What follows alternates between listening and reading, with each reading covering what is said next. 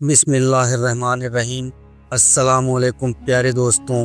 سوچئے اس لمحے کو جب پوری کائنات سناٹے میں تھی، جب زمین اور آسمان کسی عجب انتظار میں بیٹھے ہوئے تھے۔ فرشتے آسمانوں پر نور کے دیوں سے صف باندھ کر کھڑے تھے، ستارے اپنی چمک کو اور تیز کر چکے تھے، اور پوری کائنات اس گھڑی کی تلاش میں تھی جب رحمت للعالمین اس دنیا میں تشریف لائیں گے۔ اور پھر وہ مبارک لمحہ آیا، وہ دن آیا جس نے تاریخ کا رخ بدل دیا۔ وہ دن تھا پیر کا دن۔ لیکن دوستوں، سوال یہ ہے، آخر کیوں اللہ نے اپنے حبیب سرکار دو عالم صلی اللہ علیہ وسلم کی پیدائش کے لیے پیر کے دن کو چنا؟ یا یہ محض اتفاق تھا، یا اس میں کوئی گہری حکمت چھپی تھی؟ یاد رکھیے، اللہ کے ہر فیصلے میں راز ہوتا ہے۔ جس دن نبی کی آمد ہوئی، وہی دن ان کی نبوت کا آغاز بنا، وہی دن ان کی ہجرت کا دن بنا، اور وہی دن ان کے دنیا سے پردے کرنے کا بھی دن بنا۔ یعنی پیر صرف ایک دن نہیں بلکہ ایک روحانی پیغام ہے۔ آج ہم اس روحانی سچائی سے پردہ اٹھائیں گے، تو جڑے رہیے آخر تک، کیونکہ یہ کہانی صرف تاریخ نہیں بلکہ اب آپ کے ایمان کی روشنی کو، اور جب آپ جانیں گے کہ پیر کے دن میں کیسی حکمت چھپی ہے، تو آپ کی روح تک سکون محسوس کرے گی۔ دوستوں، سوچئے، اگر پوری کائنات کسی ایک دن کی آمد کا انتظار کر رہی ہو، فرشتے آسمانوں پر صفیں باندھ کر کھڑے ہوں، ستارے نور کی بارش برسا رہے ہوں، اور زمین اپنی گود میں سب سے بڑی نعمت کو سنبھالنے کے لیے سج رہی ہو، تو وہ کون سا دن ہوگا؟ وہ دن جب رحمت للعالمین اس دنیا میں تشریف لائے، اور وہ بھی پیر کا دن۔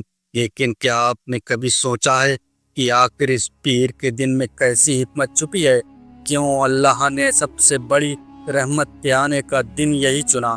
آج ہم اسی روحانی راز سے پردہ اٹھائیں گے، تو جڑے رہیے آخر تک، کیونکہ جو سنیں گے وہ آپ کے ایمان کو اور روشن کرے گا۔ دوستوں، آج ہم آپ کو سنانے جا رہے ہیں وہ روحانی داستان جو صرف ایک تاریخ نہیں بلکہ پوری انسانیت کی تقدیر بدل دینے والا واقعہ ہے۔ یہ داستان ہے سرکار دو عالم رحمت للعالمین حضرت محمد مصطفیٰ صلی اللہ علیہ وسلم کی پیدائش کی۔ تاریخ 20 اپریل 570 عیسوی، دن سوموار یعنی پیر کا دن۔ لیکن دوستوں، صرف پیدائش ہی نہیں بلکہ نبی کریم صلی اللہ علیہ وسلم کی زندگی کے بڑے بڑے انقلابات، اہم موڑ اور روحانی فیصلے بھی اسی دن پیر کو ہی ہوئے۔ آج ہم آپ کو اسی روحانی حکمت اور سبق سے بھرپور داستان بیان کریں گے، تاکہ ہمارے دلوں میں ایمان کی شمع روشن ہو، ہماری روحیں نورانی ہو جائیں۔ مکہ کی وہ رات جب آسمان اپنے ستاروں سے سجایا گیا، ہوا میں انوکھی تازگی بھر گئی، اور پھر پوری دنیا ایک روشن کرشمے کی طرف بڑھی۔ حضرت آمنہ رضی اللہ تعالیٰ عنہ کے گھر وہ نور پیدا ہوا جو ساری انسانیت کو اندھیرے مٹانے آیا تھا۔ پیدائش کے دن سے ہی نبی کریم صلی اللہ علیہ وسلم کی زندگی انسانیت کے لیے رحمت بنی۔ یہ کوئی اتفاق نہیں کہ وہ دن سوموار یعنی پیر کا تھا۔ اللہ تعالیٰ نے اس دن کو برکتوں کا دن بنایا، اور اسے دنیا کے لیے رحمت کی نشانی کر دیا۔ کتابوں میں آتا ہے کہ نبی پاک صلی اللہ علیہ وسلم نے فرمایا، میں سوموار کے دن پیدا ہوا، مجھے اسی دن نبوت دی گئی۔ یعنی سوموار صرف ایک تاریخ یا دن نہیں بلکہ ایک روحانی پیغام ہے کہ اللہ تعالیٰ جب بھی رحمت اتارنا چاہتا ہے تو سب سے پہلے پیر کا ہی دن چنتا ہے۔ 40 سال کی عمر پوری ہونے کے بعد جب آپ سرکار دو عالم صلی اللہ علیہ وسلم غار حرا میں تکبر اور عبادت میں مشغول تھے، تو جبرائیل امین علیہ السلام نازل ہوئے اور پہلی بار اللہ کا کلام لے کر آئے۔ یہی وہ دن تھا پیر کا دن، یعنی جس دن پیدائش ہوئی اسی دن آپ کو نبوت کا تاج پہنایا گیا۔ یہ کوئی سادھارن واقعہ نہیں بلکہ پوری انسانیت کو ہدایت کا پیغام ہے کہ حق اور نور کا آغاز ہمیشہ رحمت کے دن سے ہوتا ہے۔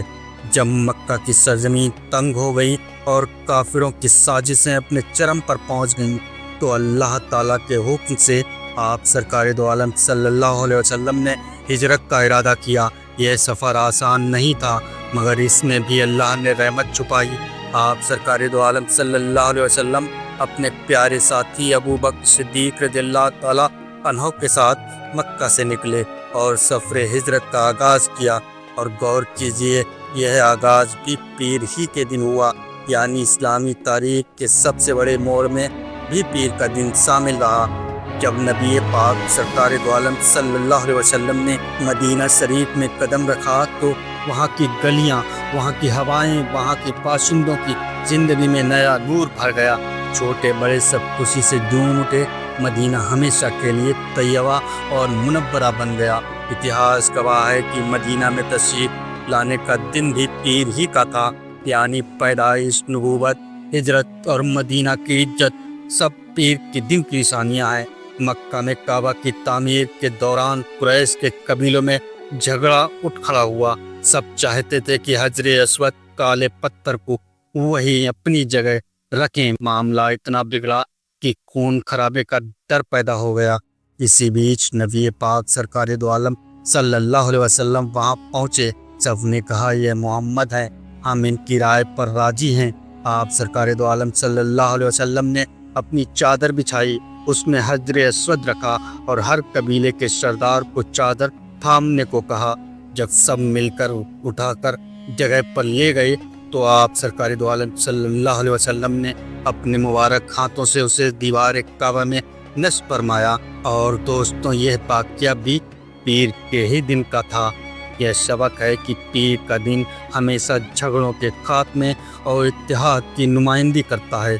اسلامی تاریخ کا سب سے بڑا انقلاب فتح مکہ، وہ دن جب سرکار دو عالم صلی اللہ علیہ وسلم 10,000 صحابہ کے ساتھ مکہ میں داخل ہوئے، دشمنوں کے لیے بھی رحمت بنے، سب کو عام معافی دے دی اور کعبہ کو بتوں سے پاک کیا۔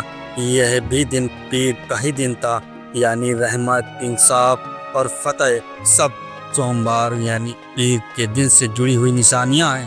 اللہ کی مخلوق کے لیے رزق پیر کا دن۔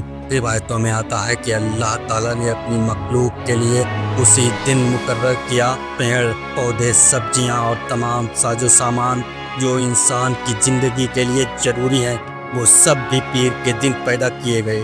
یعنی انسان کی زندگی کی شروعات سے لے کر اس کے رزق اور ہدایت تک سب کچھ پیر کے دن سے جڑا ہے۔ پیر کا دن رحمت کا دن، انسان کو چاہیے اس دن عبادت اور دعاؤں میں وقت گزارے۔